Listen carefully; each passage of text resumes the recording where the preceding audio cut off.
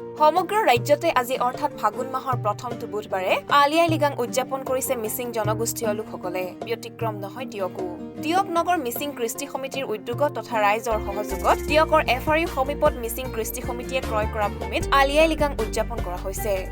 পুৱাৰে পৰা পতাকা উত্তোলন, স্মৃতি তৰ্পণকে ধৰি ধৰ্মীয় নীতি নিয়মৰ মাজেদি বীজ সিঁচা কাৰ্যসূচী পালন কৰাৰ পাছতে উক্ত স্থানতে এখনি মুকলি সভা অনুষ্ঠিত কৰা হয়।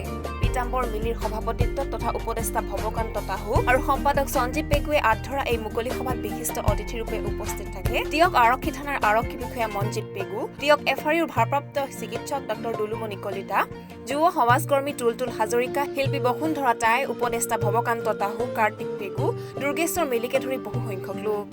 লগতে উক্ত ভূমি স্থায়ী মৰংঘৰ নিৰ্মাণ কৰি মিচিং জনগোষ্ঠীৰ কৃষ্টি সংস্কৃতি জীয়াই ৰখাৰ ক্ষেত্ৰত চৰকাৰৰ সহযোগিতা কামনা কৰে উদ্যোক্তাসকলে।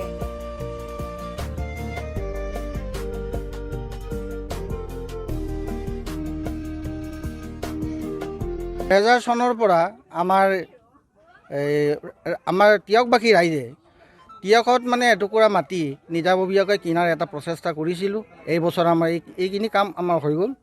আমি ৰাতিপুৱা আলি আই লৃগাং উদযাপনৰ কাৰণে আমলি লিগতৰ পৰা আদি কৰি পৱৰঘাটগত আৰু স্মৃতি তৰ্পণৰ পৰা আদি কৰি আমাৰ যাৱতীয় কাম কাজবিলাক এতিয়া বৰ্তমান চলি আছোঁ।